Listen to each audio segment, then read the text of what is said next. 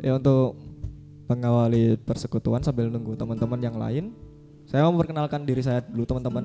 Nama saya Bara dan ini kawan-kawan saya dari Komda GKJ Karanganyar dan akan saya bacakan peraturan dalam persekutuan kita kali ini.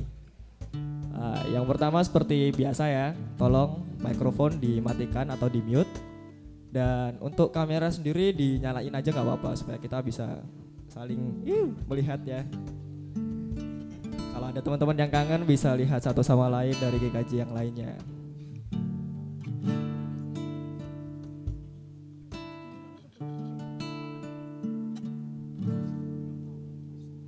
Wah ini belum dinyalain nih. Mas Ageng nyalain kamera dong Mas Ageng. Biar aku bisa lihat Mas Ageng nih.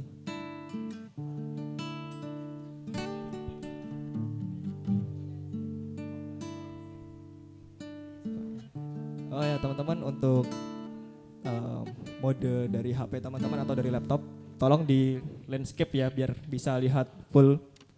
Tolong laptopnya jangan di portrait ya karena kasihan laptopnya juga didiriin.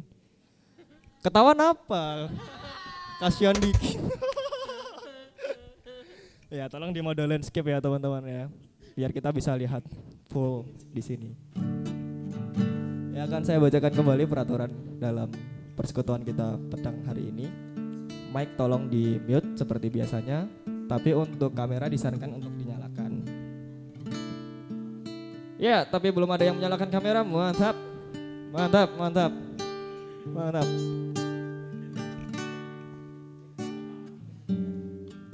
Kita akan masih menunggu sekitar 15 ya 10 menit lagi ya teman-teman ya untuk memulai acara kita.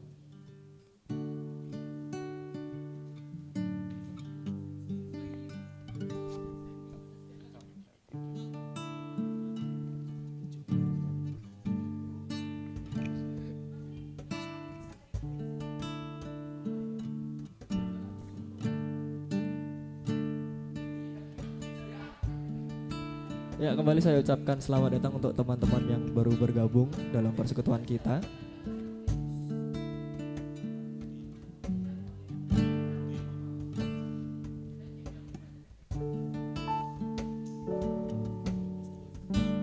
Wah mantap. Siapa tuh yang dinyalain kameranya? Mantap. Kelihatan sekali sukacitanya pada hari ini. Mantap. Halo teman-teman yang baru saja bergabung, kita akan menunggu sebentar teman-teman lainnya yang belum bergabung.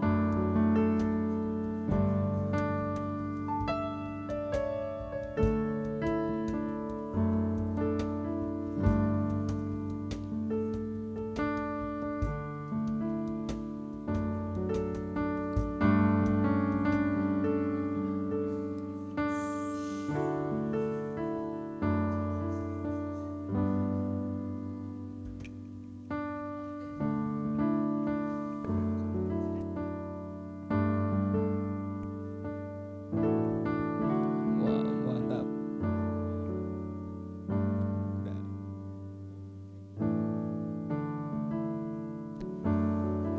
Sekali lagi ya teman-teman saya bacakan peraturan dalam persekutuan kita kali ini.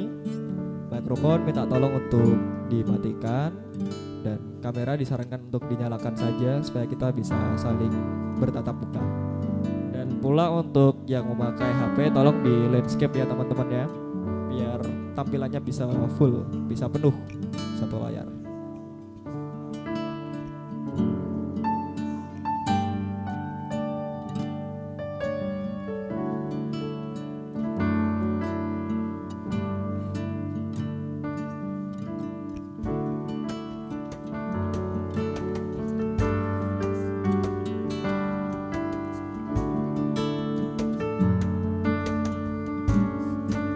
Oke, sudah 29 yang bergabung, puji Tuhan.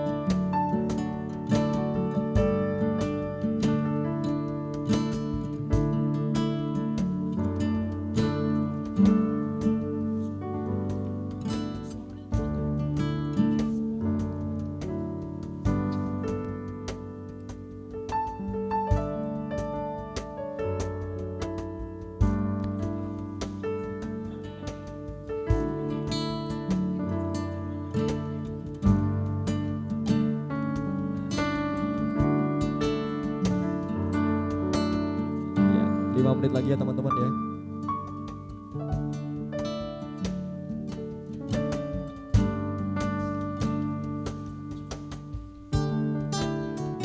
Wah, selamat datang teman-teman yang baru saja bergabung.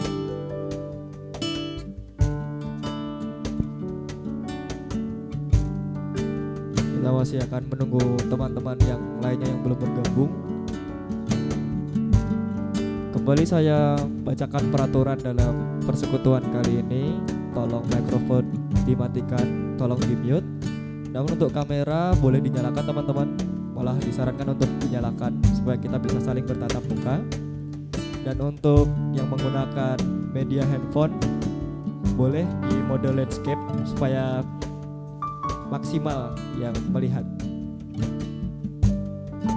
Mantap, haleluya. Ada sedikit catatan ya di kolom chat, boleh teman-teman baca.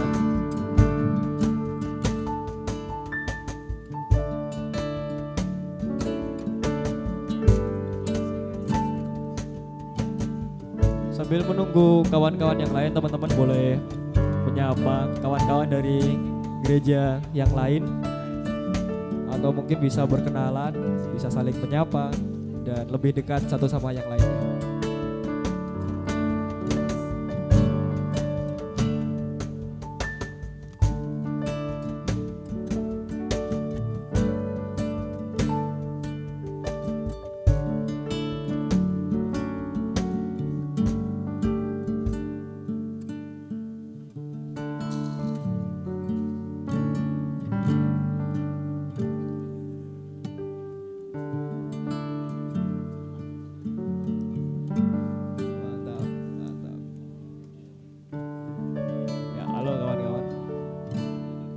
Suara saya bisa dengan jelas terdengar ya sampai tempat kawan-kawan semua.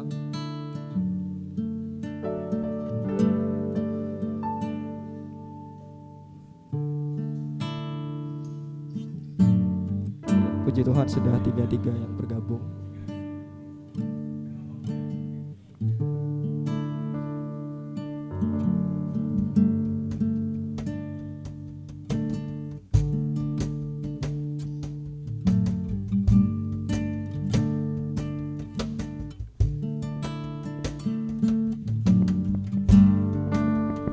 Oke, 2 menit lagi ya teman-teman, kita akan mulai persekutuan kita.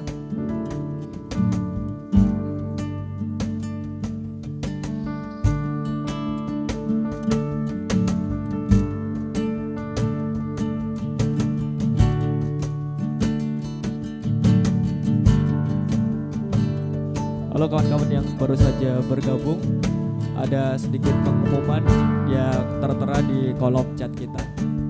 Boleh dibaca kawan-kawan.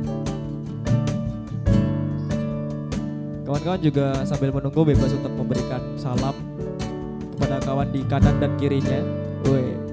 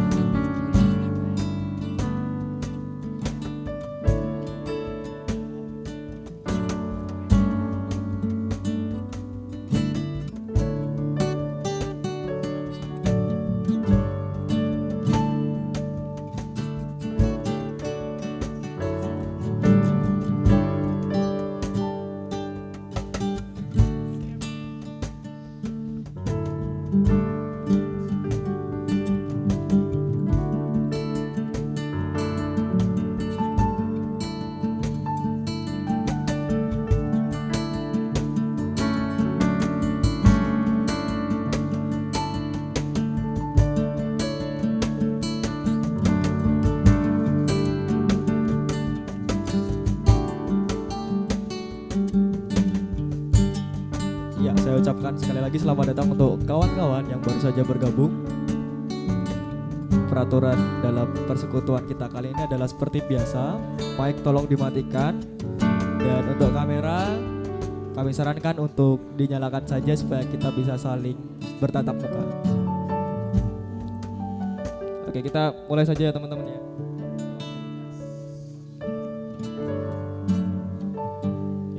akan mulai persekutuan kita. Oke, untuk mengawali persekutuan kita pada petang hari ini, saya ingin menyapa kawan-kawan semua. Akan saya urutkan dari GKJ yang paling timur. Teman-teman yang saya panggil gerejanya, boleh lambai-lambai tangan ke kamera ya. Ya tolong dinyalakan dulu kameranya, tolong dinyalakan. Dinyalakan. Dinyalakan. Astagfirullah.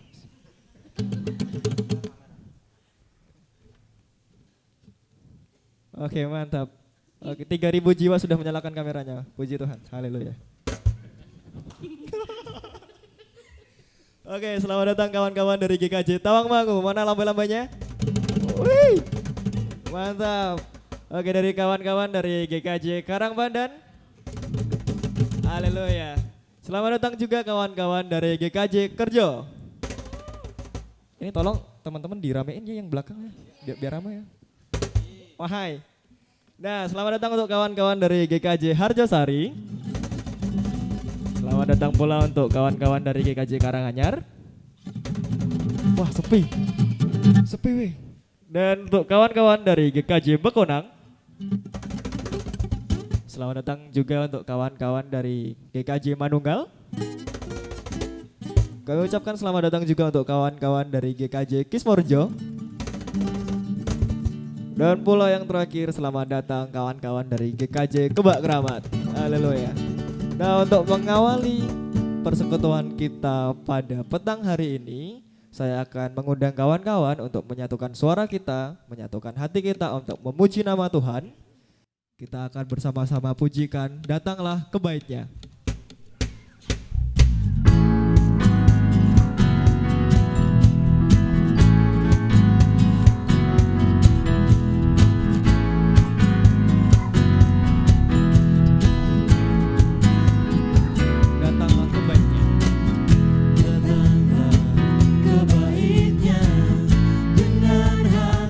Bersyukur ke dalam pelatarannya.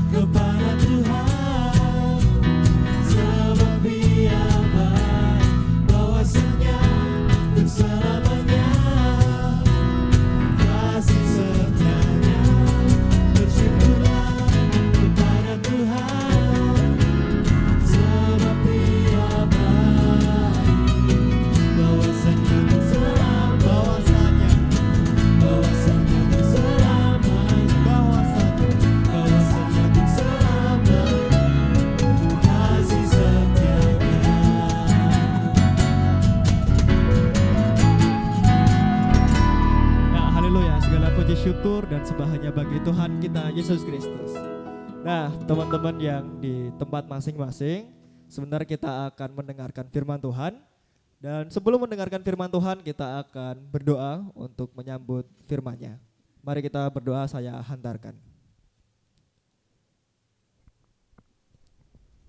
Bapa yang baik, yang kami sembah dalam nama Yesus Kristus, kami sungguh bersyukur atas kesempatan yang Kau berikan untuk kami dapat bertemu dengan kawan-kawan kami dari GKJ Seklasis Lawu Karanganyar Tuhan. Ini kami anak-anak pemuda dan remaja Tuhan yang menjadi pilihan-Mu, sebentar akan mendengarkan firman-Mu Tuhan. Kami mohon Tuhan sendiri yang membukakan pikiran kami Tuhan, membukakan tiap selubung yang ada dalam pikiran kami Tuhan, dan biar Tuhan hikmat Tuhan sendiri yang ada pada kami. Jauh ya Tuhan daripada kami segala kuasa jahat dan malapetaka yang dirancangannya. Di dalam nama Yesus Kristus kami berdoa dan ucap syukur. Amin.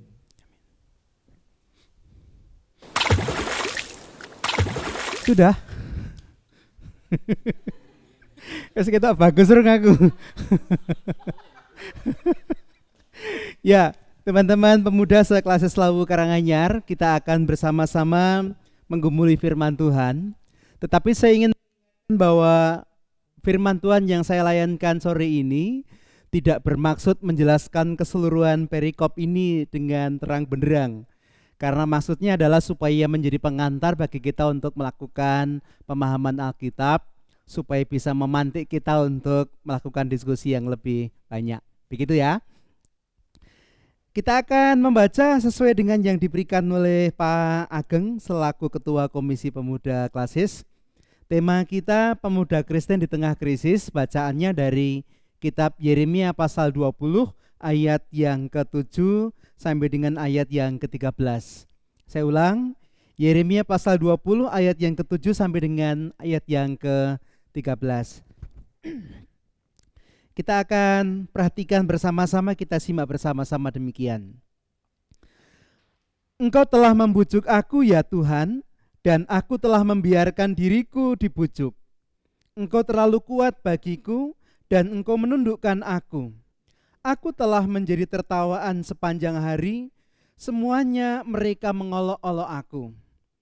Sebab setiap kali aku berbicara, terpaksa aku berteriak, terpaksa aku berseru, kelaliman, aniaya. Sebab firman Tuhan telah menjadi celah dan cemooh bagiku sepanjang hari. Tetapi apabila aku berpikir, aku tidak mau mengingat Dia dan tidak mau mengucapkan firman lagi demi namanya, maka dalam hatiku ada sesuatu yang seperti api yang menyala-nyala, terkurung dalam tulang-tulangku. Aku berlelah untuk menahannya, tetapi aku tidak sanggup. Aku telah mendengar bisikan banyak orang, kegentaran datang dari segala jurusan. Adukanlah Dia, kita mau mengadukan Dia. Semua sahabat karibku mengintai apakah aku tersandung jatuh. Barangkali ia membiarkan dirinya dibujuk, sehingga kita dapat mengalahkan dia dan dapat melakukan pembalasan kita terhadap dia. Tetapi Tuhan menyertai aku seperti pahlawan yang gagah. Sebab itu orang-orang yang mengejar aku akan tersandung jatuh, dan mereka tidak dapat berbuat apa-apa. Mereka akan menjadi malu sekali sebab mereka tidak berhasil. Suatu noda yang selama-lamanya tidak terlupakan. Ya Tuhan semesta alam yang menguji orang benar, yang melihat batin dan hati, biarlah aku melihat pembalasan-Mu terhadap mereka, sebab kepadamu-lah kuserahkan perkaraku. Menyanyilah untuk Tuhan, pujilah Tuhan, sebab Ia telah melepaskan nyawa orang miskin dari tangan orang-orang yang berbuat jahat. Demikian pembacaan firman Tuhan. Berbahagia semua yang mendengarkannya. Amin. Nah, rekan-rekan yang terkasih, tema kita adalah pemuda Kristen di tengah krisis. Tentu pertanyaan pertama yang harus kita jawab adalah, krisis itu apa? Yang disebut krisis itu apa? Secara sederhana, krisis itu berasal dari bahasa Yunani krisis juga dalam bahasa Yunani. Artinya setiap peristiwa yang sedang terjadi atau diperkirakan akan terjadi, dan itu menimbulkan keadaan yang tidak stabil. Mungkin akan terjadi perubahan dan itu akan mempengaruhi baik pribadi, kelompok, atau mungkin seluruh masyarakat. Itu krisis. Sesuatu yang sedang terjadi, peristiwa yang sedang terjadi, atau mungkin akan terjadi dan menimbulkan keadaan yang labil dan mempengaruhi baik pribadi, komunitas, kelompok, atau seluruh masyarakat. Ada banyak contoh krisis dalam kehidupan kita. Misalnya dulu saya kuliah sudah setahun tapi orang payu-payu. Itu krisis. Sapa sing rong payu?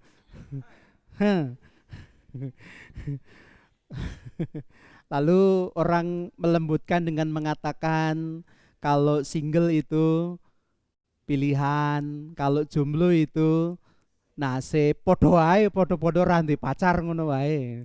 Itu krisis. Kenapa krisis? Ya karena itu kemudian bagi sebagian orang, bagi saya pada waktu itu menyangkut harga diri saya sebagai laki-laki. Apa aku kurang bagus ke orang payu misalnya seperti itu. Dan itu mempengaruhi saya, mempengaruhi kepercayaan diri saya, mempengaruhi langkah saya selanjutnya, mempengaruhi apa yang akan saya lakukan. Itu krisis. Atau kalau kita melihat sekarang ini kita sedang mengalami krisis dalam kehidupan bergereja. Ada pandemi, ada corona, lalu orang diminta untuk melakukan social distancing. Lalu orang tidak boleh melakukan ibadah di gereja. Krisis, terus bagaimana? Lalu ada yang membuat ibadah daring, entah itu audiovisual, pakai YouTube atau pakai yang lain. Ada yang membagikan liturgi hard copy-nya, ada yang kemudian membagikan khotbahnya dalam bentuk tertulis dan lain sebagainya. Itu krisis yang kemudian mempengaruhi baik individu, kelompok maupun seluruh masyarakat. Nah, rekan-rekan yang dikasihi Tuhan, kalau kita perhatikan bersama-sama bacaan kita, Yeremia juga mengalami krisis. Saya ulang, Yeremia juga mengalami krisis dan saya membaginya dalam dua bentuk krisis. Krisis makro yang ia alami sebagai salah satu pribadi di antara banyak pribadi lain umat Allah. Lalu yang kedua krisis mikro yang ia alami sebagai pribadi sendirian. Krisis makronya Yeremia apa? Pada waktu itu umat Tuhan menghadapi krisis politik luar negeri. Ada negeri Asyur, Syria yang mulai melemah. Lalu di lain pihak ada negeri Babel, Babilonia yang mulai kuat dan kemudian mengancam Asyur. Tetapi ada juga negeri Mesir yang kemudian berpihak pada Asyur dan bermaksud untuk membela Asyur. Umat Israel bingung kalau begitu harus berpihak ke mana? Kalau begitu harus ikut siapa? Itu krisis yang mereka alami dan itu mengancam mereka. Lalu yang kedua, umat Israel pada waktu itu, umat Tuhan, Yehuda maupun Yerusalem, melakukan penyembahan berhala dan membelakangi Tuhan. Ritus-ritus yang mereka lakukan di bait Allah juga mereka lakukan tanpa kesetiaan. Ibadahnya megah luar biasa, tetapi dalam kehidupan sehari-hari moralitas mereka lupakan. Sehingga mereka saling berkelahi satu dengan yang lain, mereka saling menindas satu dengan yang lain, tetapi mereka rajin beribadah dan mereka memberikan korban-korban yang hebat. Itu secara makro. Yang kedua secara mikro, apa yang dialami oleh Yeremia? Sebagai seorang nabi dia dipanggil untuk bekerja dalam masa ketika bangsanya dalam kekelaman, sehingga ia harus menyampaikan berita yang menentang kekuasaan raja. Ia menyampaikan berita bahwa Yehuda maupun Yerusalem akan dihancurkan dan orang-orang akan dibawa sebagai bangsa buangan ke Babel. Dan karena itu Bapak Ibu Saudara, rekan-rekan yang terkasih, pemuda sekelas Lawu, kemudian Yeremia ditangkap dan dipenjara. Dia mengalami krisis itu. Bagaimana aku melakukannya? Bagaimana nasibku nanti? Keadaan yang labil yang ia alami. Nah, rekan-rekan yang terkasih, bagaimana kita harus menghadapi krisis? Biasanya ada 3 sikap ketika manusia menghadapi krisis. Yang pertama, orang menganggap krisis itu sebagai bahaya, sebagai ancaman. Oleh karena itu biasanya orang kemudian bersembunyi dari krisis. Orang melarikan diri dari krisis. Lalu yang kedua, ada orang yang menjaga jarak dari krisis. Tidak mendekat tapi juga tidak menjauh. Yang mengamati krisis itu.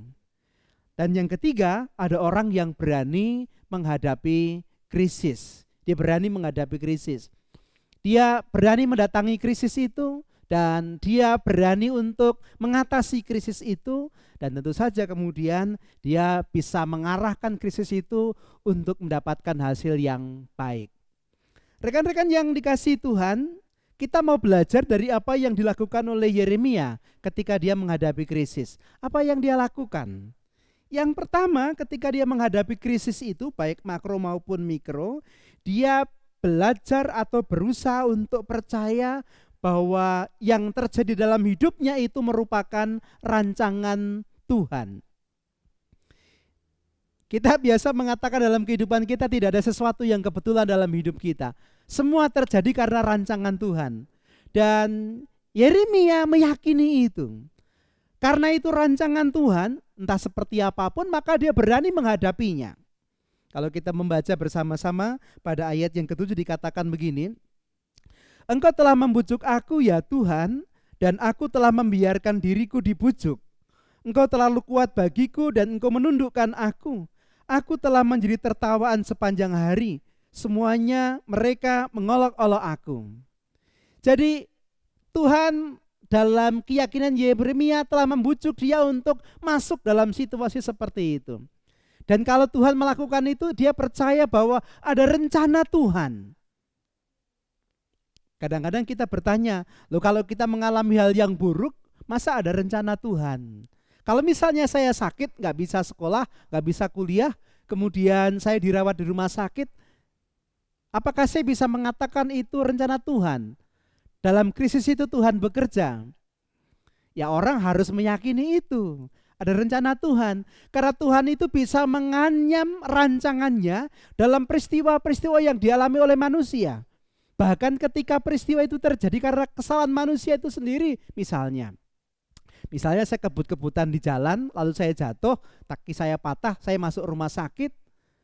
Ya saya tidak bisa mengatakan ini rancangan Tuhan atau kehendak Tuhan, tetapi Tuhan bisa menganyam rencananya melalui peristiwa yang terjadi karena kebodohan saya itu. Misalnya, saya kan jomblo tadi. Nah begitu saya masuk rumah sakit, saya kan dirawat sama suster. Suster rumah sakit itu kan biasanya mesti rumah sakit kelas D. Suster rumah sakit kan biasanya cantik. Nah ketika saya bertemu dengan suster yang cantik, dia merawat saya dengan baik, hati saya tertarik, saya jadi pasien yang baik, dia juga tertarik, kemudian kami berkenalan, lalu kami berpacaran. Bisa enggak saya mengatakan itu rencana Tuhan? Nah apa mesti bisa gitu. Ya Tuhan bisa menganyamnya seperti itu. Oleh karena itu yang pertama ketika kita menghadapi krisis apapun itu, percayalah bahwa ada rencana Tuhan di situ. Saya kecelakaan mungkin bukan kehendak Tuhan, itu kebodohan saya. Tetapi bahwa Tuhan kemudian menganyam rencananya di situ, itu bisa terjadi. Jadi kalau menghadapi krisis, yakini itu bahwa ada rencana Tuhan di situ, jadi hadapi krisis itu. Jangan lari, jangan bersembunyi, jangan mengambil jarak. Itu yang pertama. Lalu yang kedua, di tengah-tengah krisis itu beranilah untuk bergumul secara jujur.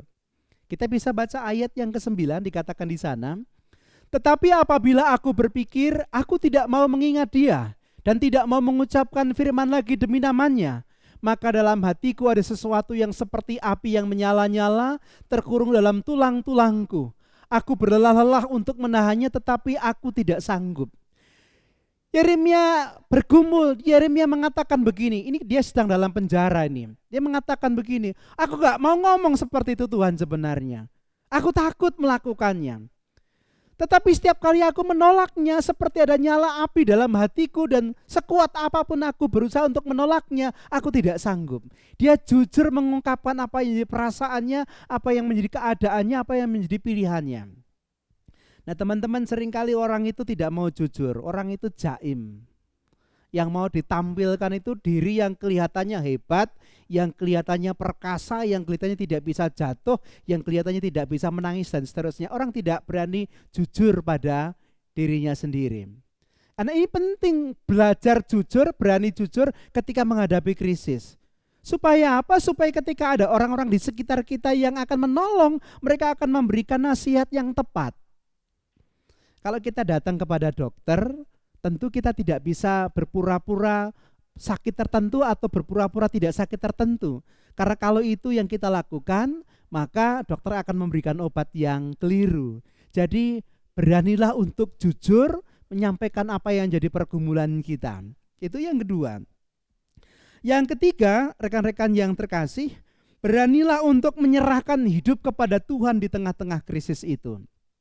Sekali lagi, beranilah untuk menyerahkan hidup kepada Tuhan di tengah-tengah krisis itu. Di ayat yang ke-11 dikatakan, tetapi Tuhan menyertai aku seperti pahlawan yang gagah.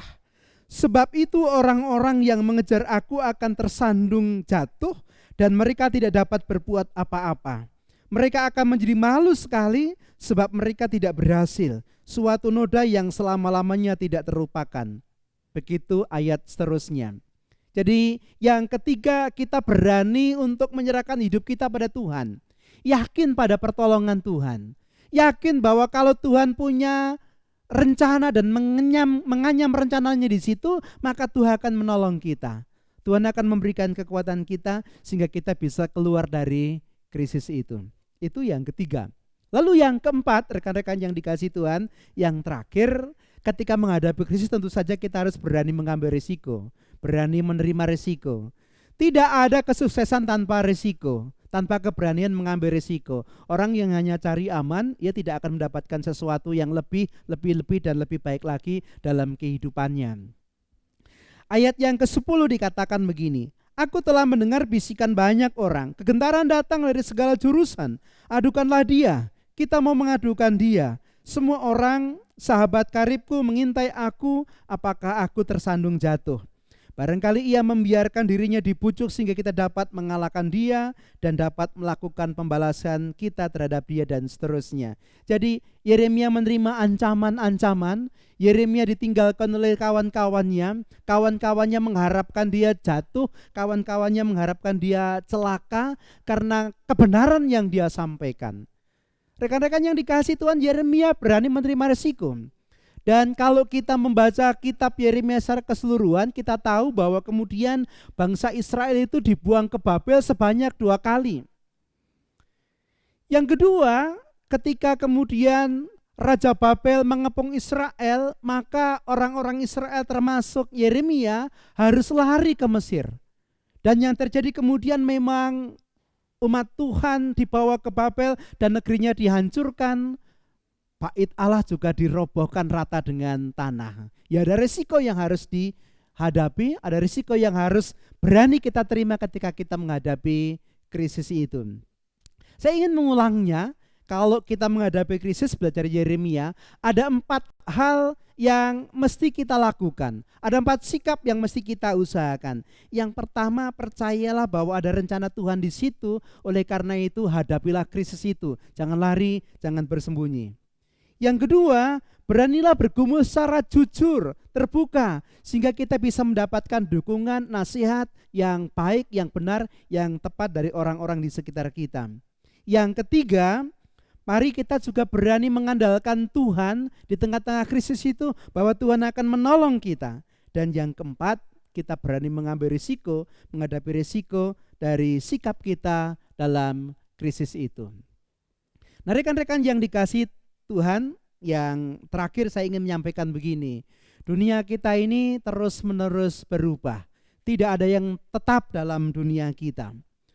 Yang tetap ya perubahan itu sendiri. Oleh karena itu dunia kita selalu mengalami krisis. Dan kita mesti bersama-sama memahami bahwa ya krisis itu sesuatu yang wajar. Krisis bisa menjadi bahaya, tapi krisis juga bisa menjadi kesempatan. Saya berikan contoh, ada banyak krisis dalam kehidupan kita yang besar-besar yang mestinya menjadi perhatian kita sebagai pemuda. Yang pertama, rekan-rekan, wabah COVID-19 ini krisis bagi kita. Saya tidak yakin kalau saya ketua pemuda klasis ada acara semacam ini. Kenapa? Karena saya sudah tua dan gaptek. Tapi karena ketuanya Mas Ageng yang masih muda, tidak gaptek, oleh karena itu ada idenya, ada inovasinya, ada kreativitasnya, sehingga acara semacam ini boleh berlangsung. Dan sekarang ini saya juga boleh mengatakan bahwa gereja itu miliknya orang muda. Biasanya orang muda itu tempatnya di belakang, tapi sekarang semua gereja tergantung pada orang muda. Janjane loh, janjane. Ojo kondo karo majelis yo. Tak kandani. Ini kesempatan untuk merebut kekuasaan. Orang-orang muda tampil dalam pelayanan supaya mereka tidak ditinggalkan di belakang. Wong sekarang ini orang-orang tua orang karuan iso belum tentu bisa kalau harus menyelenggarakan ibadah secara daring seperti yang teman-teman pemuda lakukan. Ini kesempatan kita, krisis, tetapi ini kesempatan kita untuk kemudian tampil dalam pelayanan gerejawi. Yang kedua, teknologi informasi juga membawa krisis bagi kita. Mau kita pergunakan untuk apa teknologi informasi itu? Yang ketiga, ada pluralitas dan intoleransi yang terjadi di sekitar kita. Teman-teman pasti tahu dan mengamati, menggumuli, mau lagu balonku ada 5 saja jadi masalah. Meletus balon hijau lalu dianggap itu ditujukan pada agama tertentu. Itu persoalan intoleransi di sekitar kita. Lalu yang berikutnya ada krisis pendidikan dan lapangan kerja. Teman-teman sekarang harus belajar dari rumah secara daring, kuliah dari rumah secara daring. Nah, bagaimana kita bisa melakukan itu? Bagaimana kita bisa melihat itu sebagai peluang untuk lebih baik lagi? Lalu yang terakhir yang tadi saya ngomong yang enteng-enteng lah, ya bisa jadi enteng, bisa jadi berat. Kita juga mengalami krisis tentang jodoh. Siapa nanti jodohku? Aku mau jadi jomblo atau aku mau jadi single atau aku mau jadi orang yang menikah? Itu krisis di mana kita harus membuat pilihan. Jawabannya tidak harus menikah, tergantung pilihan kita. Tapi ya tentu kita mesti berani menghadapi semua resikonya. Nah teman-teman yang terkasih, itu yang bisa saya sampaikan sebagai pengantar pemuda Kristen di tengah-tengah krisis. Saya berharap apa yang saya sampaikan ini bisa memantik diskusi kita, merangsang diskusi kita untuk lebih dalam lagi. Terima kasih, saya kembalikan kepada siapa ya? Mas Bara. Oh, mari. Ya.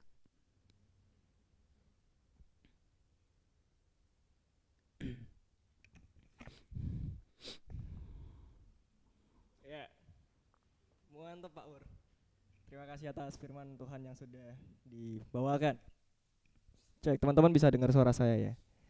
Nah, kali ini kita mau membuka sesi tanya jawab. Mungkin teman-teman ada yang masih penasaran atau ada yang terngiang-ngiang di kepalanya perihal pemuda Kristen di tengah krisis. Nah, kalau ada teman-teman yang ada pertanyaan, ya pertanyaan intinya, boleh teman-teman tuliskan di kolom chat teman-teman.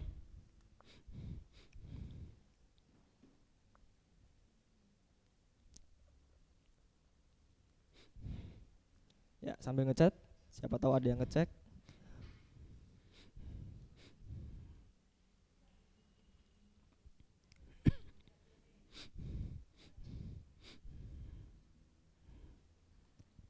Teman-teman boleh minta tolong dibukakan kolom chatnya ya.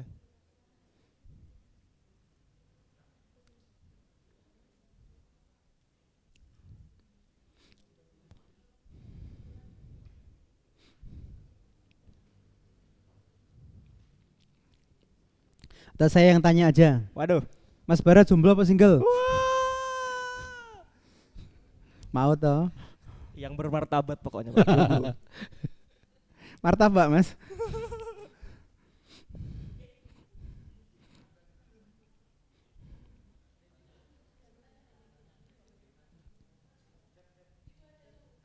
Bentar. Wah. Pak Pendeta. Wah. Ya, saya bacakan ya Pak Pur ya. Iya. Dari Nindita Anggono Putri. Iya. Iya, bawahnya kan Pak Pendeta, boleh enggak ya kita sambat saat krisis dalam hidup kita dari Mbak Melati? Iya. Sambat sama siapa pertanyaannya? Kalau sambat sama Pak Pendeta boleh, tapi ya ada tarifnya. Tentu boleh, tentu boleh. Apa yang kita baca dari kitab Yeremia pasal 20 ayat 7 sampai 13 tadi adalah keluh kesah Yeremia ketika dia dimasukkan penjara oleh Imam Pasur karena Yeremia memberikan nubuat-nubuat yang menentang Israel. Jadi boleh, siapa saja boleh sambat, apalagi sambat kepada Tuhan. Nah, justru yang mau saya katakan begini, tadi ada disampaikan ketika menghadapi krisis, sambatnya itu harus jujur. Sambatnya itu harus berani mengakui apa adanya. Itu pertama. Lalu yang kedua, sambatnya itu kepada orang yang tepat. Ini penting sekali. Kenapa? Karena biasanya begini, Mas Bara tak bilangin ya, tapi jangan bilang siapa-siapa. Pulang dari tempat ini Mas Bara ketemu dengan temannya, aku tak bilangin ya, tapi jangan bilang siapa-siapa. Nanti dia ketemu sama orang lain juga bilang lagi, gue tak bilangin ya, tapi jangan bilang siapa-siapa. Itu terjadi ketika kita sambat pada orang yang tidak tepat. Orang yang tepat itu siapa? Satu, orang yang kompeten, orang yang bisa memberikan nasihat yang benar, yang baik. Yang kedua, orang yang bisa menjaga rahasia kita. Orang yang mulutnya tidak ember. Itu sajalah jawabannya. Jadi kesimpulannya, boleh nggak sih kita sambat saat masa krisis? Yaitu boleh, mantep. Tapi dengan catatan kita sahabatnya itu kepada orang yang benar, yang berkompeten dan dapat menjaga rahasia kita dan harus jujur. Tapi terutama sambat sama Tuhan, Mas. Oh ya, paling mantep tuh sama Tuhan. Oke. Oke, next question. Next question dari Mbak Agus Tina Sukmawati. Pak, saya ingin bertanya, hal praktis apa yang bisa kita lakukan ketika berada dalam posisi yang krisis dan diri kita sangat down? Jadi apa yang harus kita ini bayar iki. bayar apa? Takon bayar Wah. lagi. Wah, Tapi gini Mas Bara. Mas Bara begini. Saya pikir apa yang aku sampaikan tadi sudah praktis ya. Dalam pengertian begini, ketika kita menghadapi krisis, yang pertama kita mesti lakukan adalah kita berani menghadapinya. Wani menghadapi karena kita yakin ada rencana Tuhan di situ. Amen. Gitu. Lalu yang kedua, itu mau terbuka jujur ketika kita bergumul. Jangan dipikir sendiri. Jangan dipikir sendiri. Kita itu kadang-kadang tidak bisa meletakkan apa yang sesungguhnya menjadi beban yang tidak perlu kita pikul. Saya punya cerita.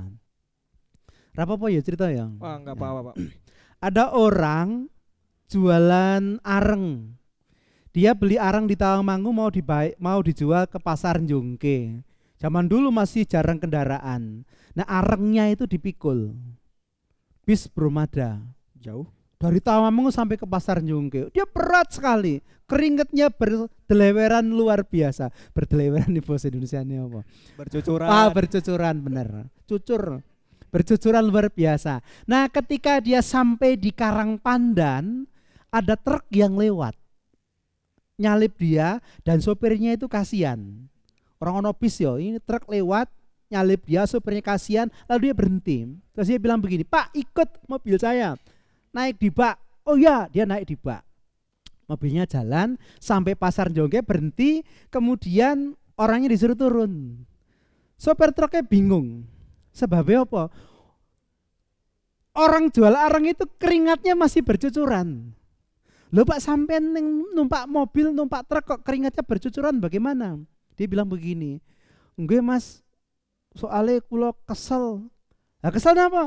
Kesel mikul areng. Loh, lah pripun ta? Lah kula wedi nek mangke truknya mboten kuat terus kula pikul arenge. Sing guyu ming barai lucu. Wah, rada sutradara ini orang guyu bareng iya. Nah, kadang-kadang kita juga seperti itu. Kalau Tuhan sudah bilang kepada kita, datanglah kepadaku engkau yang berbeban berat, aku akan memberikan kelegaan kepadamu. Artinya kita boleh sambat sama Tuhan supaya kita boleh melepaskan beban kita. Tapi yang terjadi enggak. Ya tetap kita simpen beban itu, kita pikul beban itu sehingga kita kepayahan dalam hidup. Ya, sing praktis mau satu, percayai bahwa ada rencana Tuhan di situ, lalu hadapi pergumulan itu, krisis itu. Yang kedua, jujurlah, terbukalah dalam bergumul. Katakan pada Tuhan, katakan pada orang tepat tadi. Lalu yang ketiga, serahkan semuanya kepada Tuhan, mempercayakan pada Tuhan. Lalu yang keempat, berani menghadapi resikonya. Memandang krisis itu bukan sebagai ancaman belaka, tetapi memandang krisis itu sebagai kesempatan untuk meraih sesuatu yang lebih besar, meraih sesuatu yang lebih baik lagi. Janjane itu yang terpenting itu wani kok, berani menghadapi kok. Meskipun tentu harus dengan perhitungannya. Saya rasa yang prinsip itu yang juga praktis sebenarnya. Nah, kalau mau lebih detail mesti berangkat dari kasus. Nah, misalnya kasus saya kok nggak dapat pacar Pak, itu kan krisis. Wah. Nah, aku bisa memberikan nasihat kepadamu yang praktis bagaimana. Misalnya, sing rada serkep liatus yo. Ini Misalnya itu praktis. saya tambah krisis habis ini. Ya, jadi begitu saja Pak Pur. Iya. Oke. Iya. Mantap ya teman-teman ya. Pertanyaan dari Mbak Agustina Sukmawati sudah terjawab. Ini ada Mas Ageng Prasetyo. Wah, ayo jawab dhewe iki. Wah, aku ndek ora takon, saiki takon. Jadi ini ya pertanyaan dari Mas Ageng ya. Pak Pur mau bertanya. Seringkali pemuda minder dan itu membuat tidak bisa melihat peluang di tengah krisis. Iya. Bagaimana tips-tips membangun rasa percaya diri dan menolong untuk bisa lihat potensi-potensi diri yang bisa dipakai untuk menghadapi krisis? Oke. Yang pertama, setiap orang mesti meyakini bahwa diri sendiri itu istimewa. Oh, jadi koyo motivator pengembangan pribadi iki. Anda pasti bisa. Bisa. Tenanan iki, saya mau menyampaikan yang saya sebut pertama itu kebenaran biologis. Oh. Semua sudah tahu bahwa ketika terjadi pembuahan itu sebenarnya ada berjuta-juta sel sperma, tapi hanya satu yang kemudian berhasil membuahi. Artinya yang satu itu mengalahkan berjuta-juta. Artinya yang satu itu pasti istimewa. Mbok rupane kaya ngopo? Bagus kaya aku. Mari Pak. Apa bagus banget kaya aku? Istimewa. Mbok rupane kaya ngopo? Istimewa. Karena dia sudah menjadi pemenang. Itu orang harus menanamkan itu bagi dirinya. Motivator pengembangan pribadi tenan aku. Itu yang pertama, sebut kebenaran biologis. Yang kedua, saya sebut kebenaran teologis. Teologis. Bahwa setiap manusia itu diciptakan segambar dengan Allah. Dia memancarkan kemuliaan Allah. Segala sifat-sifat Allah yang baik itu ada dalam dirinya. Mbok rupane kaya ngopo kuwi mau? Mbok sregep atus mbora, tapi dia itu gambar Allah. Itu yang kedua, kebenaran teologis. Lalu yang ketiga, kebenaran soteriologis. Memang ketika manusia diciptakan, kemudian dia jatuh dalam dosa. Tetapi dia diselamatkan oleh Tuhan Yesus sehingga gambar Allah dalam dirinya itu kemudian menjadi dipulihkan lagi. Kalau secara biologis dia pemenang, secara teologis dia segambar dengan Allah. Kalau secara soteriologis dia sudah diselamatkan dan gambar Allah itu sudah utuh kembali, apa ada alasan bagi dia untuk tidak percaya diri? Harusnya tidak. Bahwa kemudian hidungnya pesek seperti saya, ya berdamailah. Karena hidung pesek itu kadang-kadang ada gunanya juga. Nek ngupil gampang. Gue orang guyu loh. Saya belum dapat jokesnya Pak. Dikit Wah, lagi, dikit lagi ya. Oke. Kita itu istimewa, jadi kita mesti berdamai pada diri sendiri. Dan selalu Tuhan itu melengkapi kita dengan berbagai hal dalam kehidupan kita, supaya yang kemudian tadinya itu kurang baik itu jadi baik, kurang sempurna itu jadi sempurna. Itu ya Mas Ageng ya.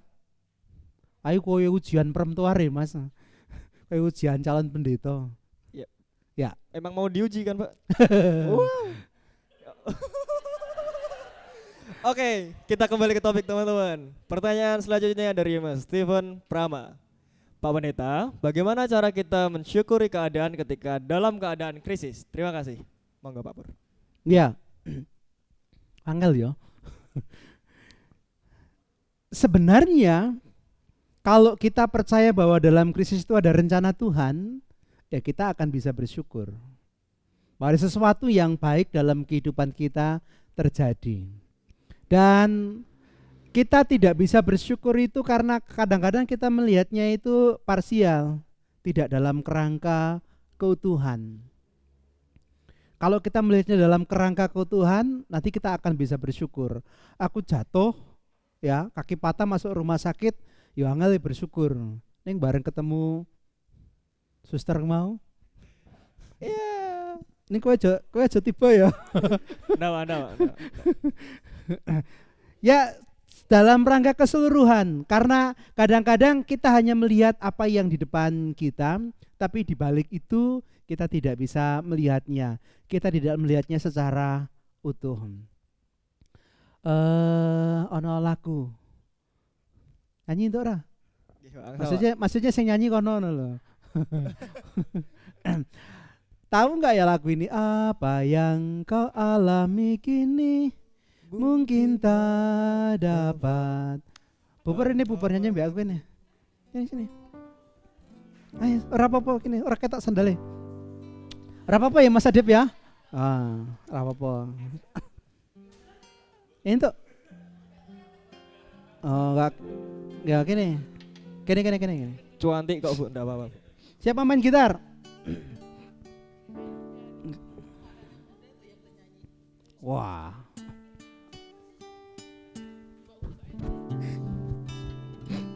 Buper dhewe wae ya.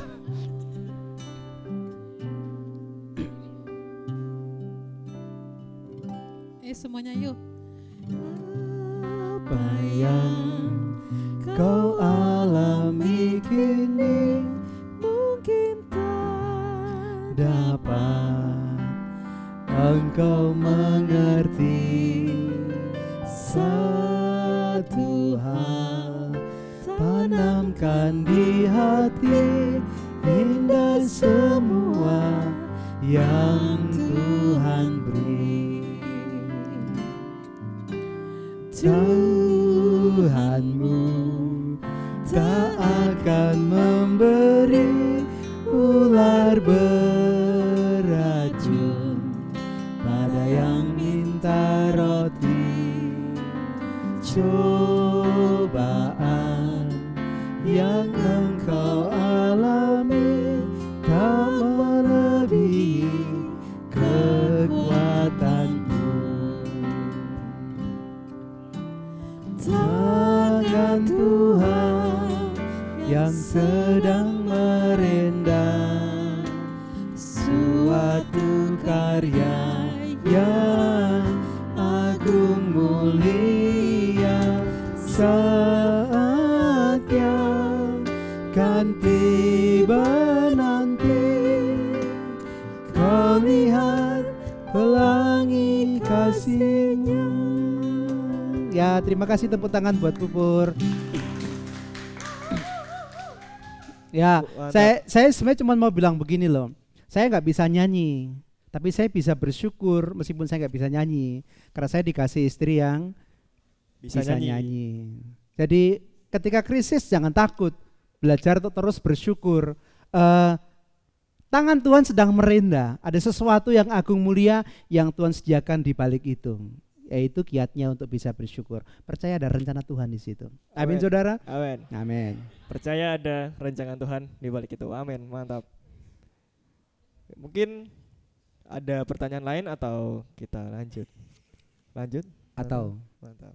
Ya, Pak Pur bisa minta tolong untuk memberikan atau menyampaikan kesimpulan dari firman Tuhan yang tadi barusan dibawakan. ya. Ya, rekan-rekan yang dikasih Tuhan, hidup itu terus bergulir, selalu ada perubahan. Dan tidak bisa tidak, kita sebagai orang percaya harus berani menghadapi perubahan itu. Ada krisis yang akan terus-menerus terjadi dalam kehidupan kita. Ada situasi-situasi genting yang akan terjadi dalam kehidupan kita. Dan supaya kita tidak kehilangan iman kita sebagai anak-anak Tuhan, maka seperti yang saya sampaikan di depan, yang pertama, percayailah bahwa ada rencana Tuhan di situ sehingga kita berani menghadapi krisis itu. Yang kedua, terbukalah ketika bergumul. Jangan bergumul sendiri, serahkan pada Tuhan.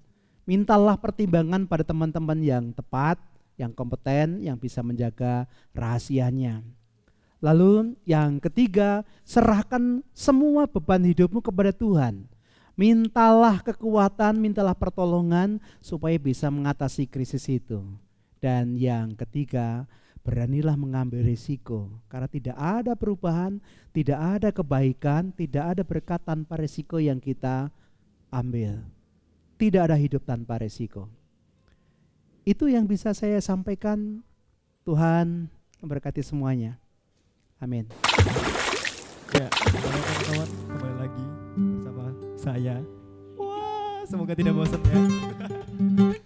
Nah, kita sudah mendengarkan firman Tuhan teman-teman, dan sebentar lagi kita akan mengakhiri persekutuan kita. Namun sebelum kita mengakhiri persekutuan kita, saya mau mengajak teman-teman untuk memuji nama Tuhan sekali lagi. Kita akan pujikan bersama-sama dari Kidung Jemaat 450, Hidup Kita Yang Benar.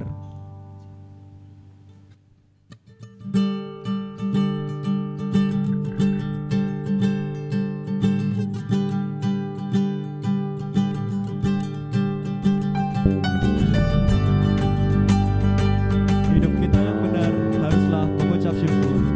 Dalam Kristus bergemar, janganlah mengebur. Hidup kita yang benar haruslah mengucap syukur. Dalam Kristus bergemar, janganlah mengebur. Dalam susah ku senang, dalam aku bermazmur dan ucap syukur, itu kehendaknya. Baiknya yang kedua, biar badai menyerang, biar ombak menerjang. Badai menyerang, biar ombak menerjang, aku akan bersyukur kepada Tuhanku.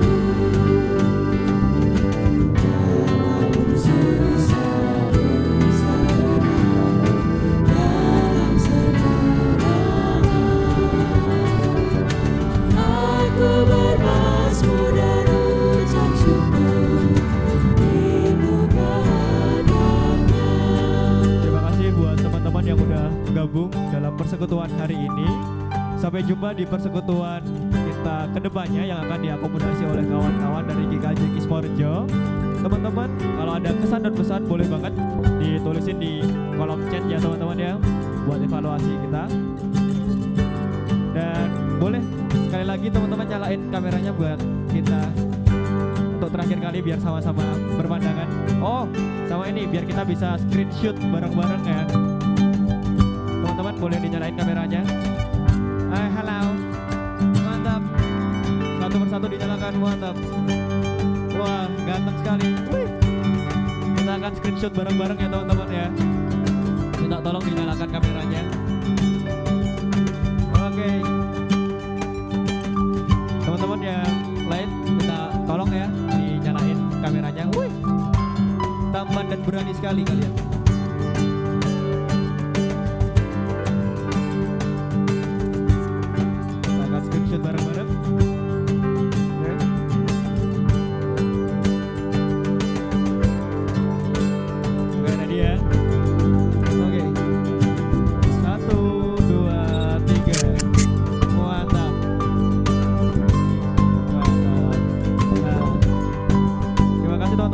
teman-teman sudah diperbolehkan untuk live group. Dan bagi teman-teman yang masih mau memuji nama Tuhan, kita akan pujikan baitnya yang ketiga. Apa arti hidupmu? Bukankah ungkapan syukur?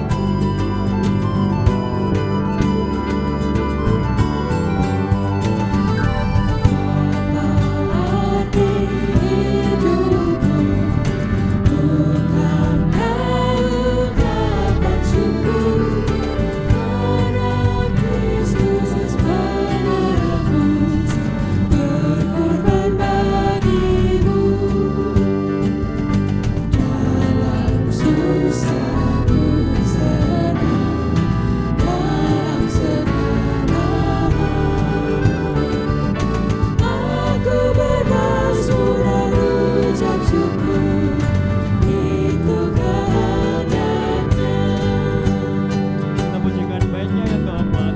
Bertekun bersyukurlah hingga suaranya kau dengar.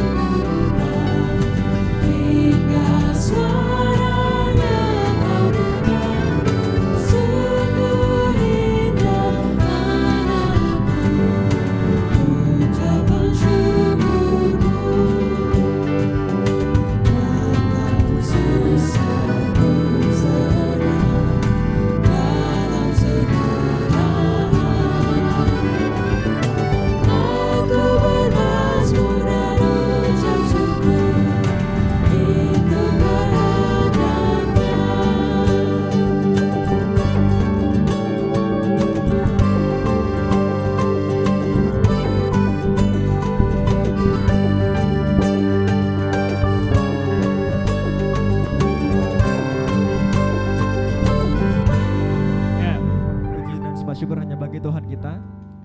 Dan kita akan berdoa untuk mengakhiri persekutuan kita petang hari ini. Mari teman-teman kita berdoa, saya hantarkan. Allah Bapa yang baik yang kami sembah dalam nama Yesus Kristus, kami sungguh bersyukur Tuhan karena Tuhan sendiri yang sertai kami dalam persekutuan petang hari ini. Kiranya Tuhan sendiri yang hadir selebihnya dalam hidup kami Tuhan, gak hanya waktu persekutuan ini, tapi juga menyertai jalan-jalan kami. Tuhan sendiri yang memegang tangan kami Tuhan dan bawa kami dalam kemenangan. Kami serahkan ya Tuhan, diri kami Tuhan, pemuda dan remaja GKJ sekelas Lawu Karanganyar Tuhan, yang tangguh dalam mengatasi krisis dalam bersama Tuhan. Kami serahkan semuanya ke dalam tangan Tuhan Yesus Kristus, di dalam nama Yesus, amin. Terima kasih teman-teman, selamat hari Minggu dan Tuhan Yesus memberkati. Bye-bye.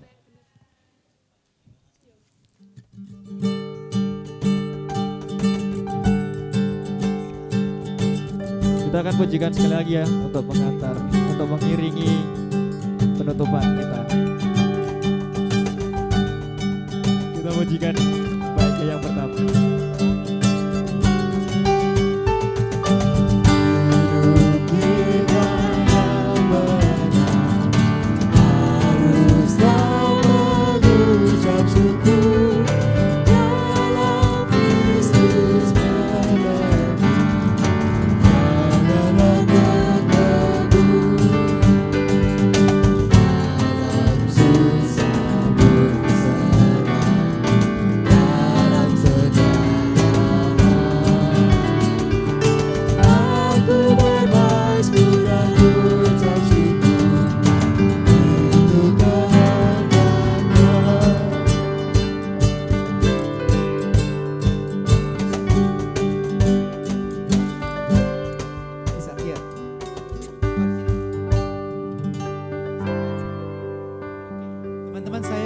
Berdoa untuk Bu Kristi Dwi Anggono di rumah sakit.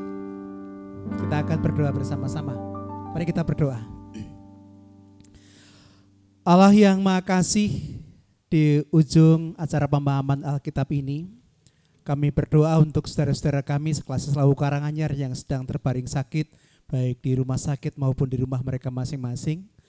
Terkhusus kekasih kami Ibu Kristi Dwi Anggono yang terbaring di rumah sakit Muwarti Solo.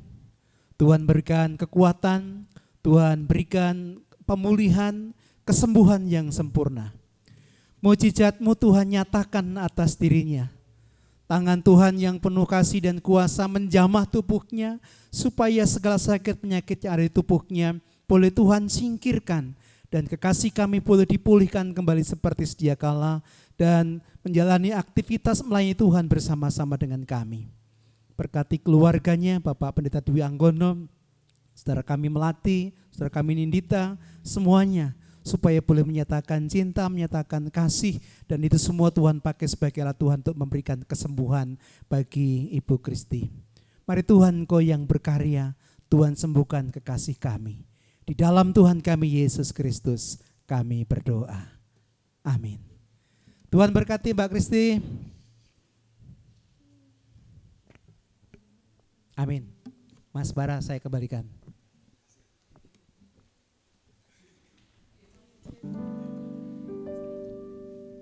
Oke, jangan lupa untuk persekutuan selanjutnya teman-teman. Dan see you. Bye-bye.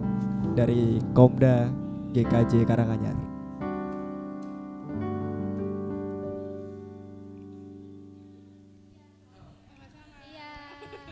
Sama-sama, Tuhan berkati.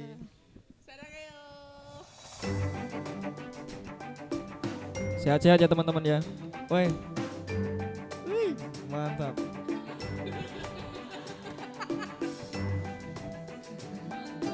Mantap, sehat-sehat ya, jaga kesehatan teman-teman. Jangan lupa cuci tangan, pakai masker. Oh ya, cuci tangan kalau pakai masker.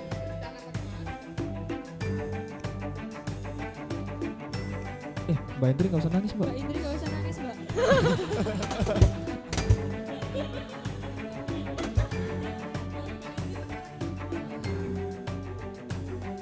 Semangat ya untuk kawan-kawan yang masih bekerja.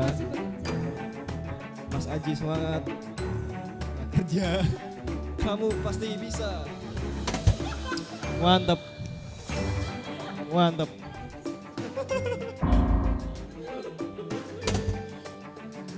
Mungkin ada teman-teman yang mau request lagu, kita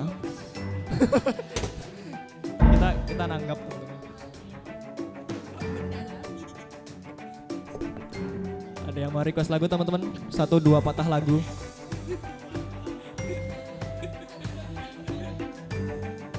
Ayo teman-teman, kalau mau nyalain mic dan cuap-cuap bareng-bareng boleh banget nih. Ada yang mau titip-titip salam, titip-titip cinta. Oh, sarangnya. Atau ada yang mau promosi Instagram? Terutama saya dari tadi pengen banget sih. Oh, Mas Ageng ada apa?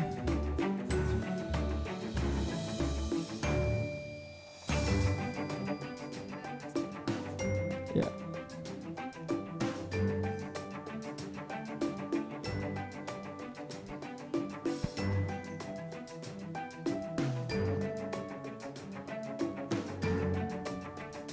Mas Ageng, mohon maaf Mas, nggak denger, boleh diulang Mas?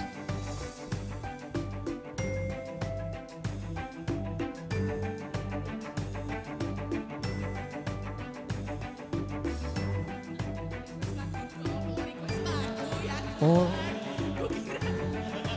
oh alah Mas. Request sama Mas. Balanku ada 5. Naik ke puncak gunung.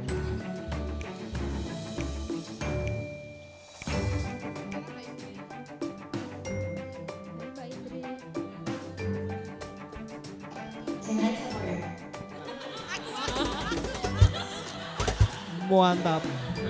Mantap. Request apa?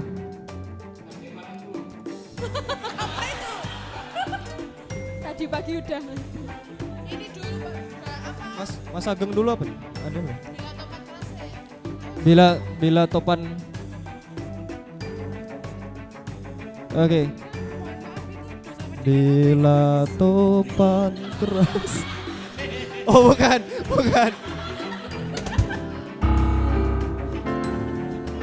Bila topan keras melanda hidup, bukan. Kita buka contekan dulu ya Mas Ageng ya.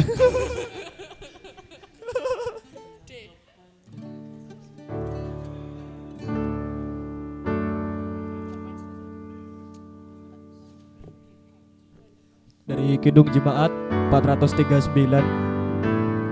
Kita masuk sesi 2 ya teman-teman.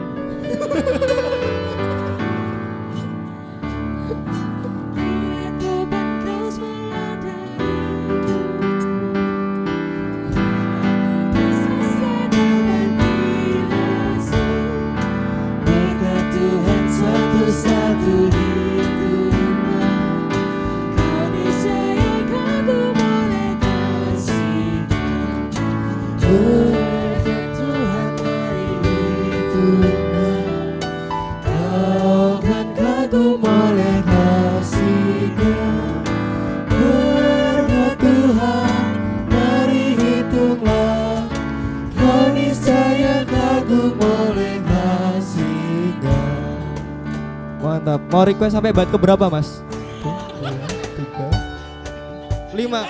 Gak ada. Cuma sampai 4. Yang 5 saudara mengarang indah. Ketawa kecil. KJ 40, KJ 40. Kidung Jemaat 40 teman-teman. 40 atau 40? Mas Erwin tadi nomor berapa ya? Kidung Jemaat nomor berapa ya? Ibu Erwin nomor berapa tadi Ibu Erwin? 40 atau 410? Oh, 410 toh. Oh. 410 sayang. Kita nyanyikan lagu nasional kita teman-teman.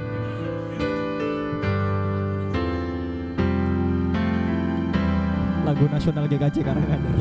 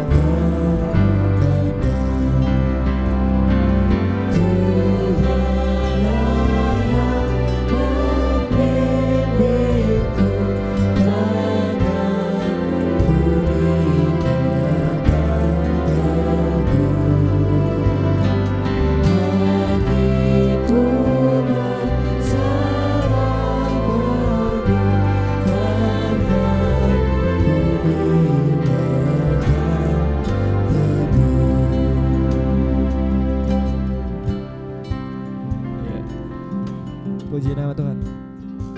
Mbak Indri, Mas Erwin ada request lagi buat dari saya ya, spesial buat kalian berdua.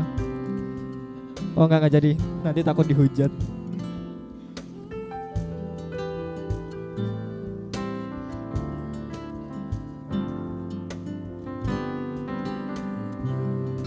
Oke, kita akan bernyanyi satu kali lagi ya teman-teman. Setelah itu sesi kita pada minggu ini akan diakhiri. Kita bersama-sama pujikan lagu kita yang tadi, Datanglah ke Baitnya, untuk menutup sesi kita.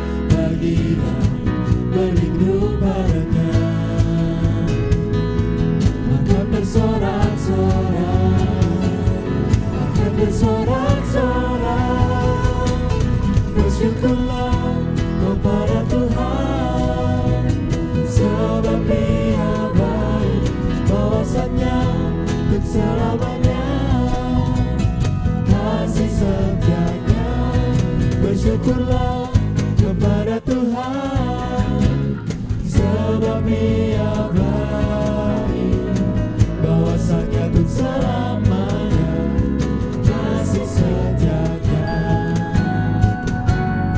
menyanyikan pujian ini dari awal.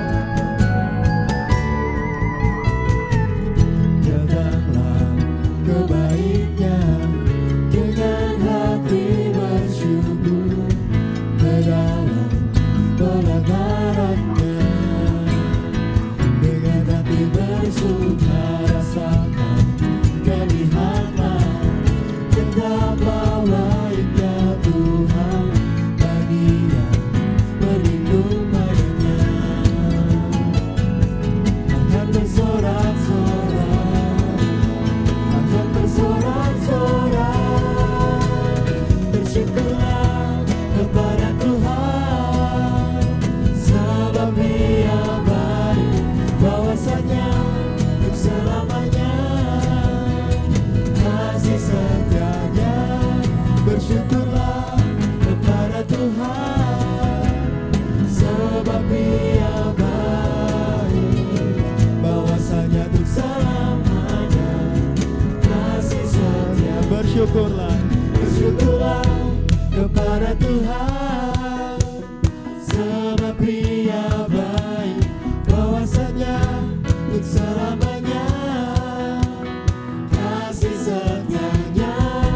Bersyukurlah kepada Tuhan, sebab Dia baik, bahwasanya untuk selamanya, bahwasanya untuk selamanya, bahwasanya untuk selamanya kasih setianya.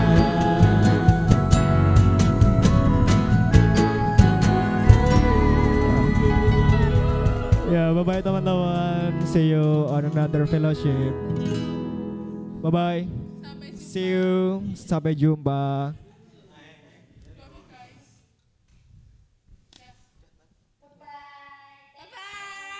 Thank you. Thank you.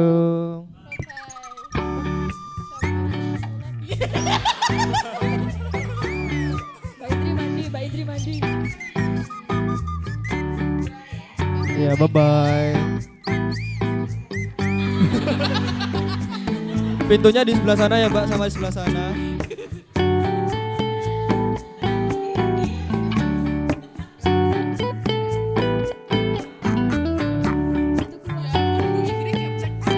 Gambar telepon merah. Wah, kayaknya sudah keluar. Ya, Mbak Indri nge-freeze.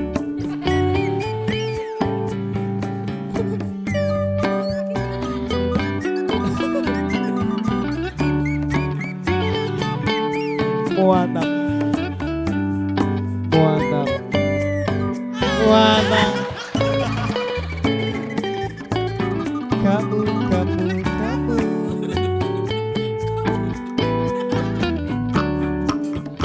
Sudah. Cut. Udah cut. Terima kasih ya teman-teman atas pelayanannya. Kita beri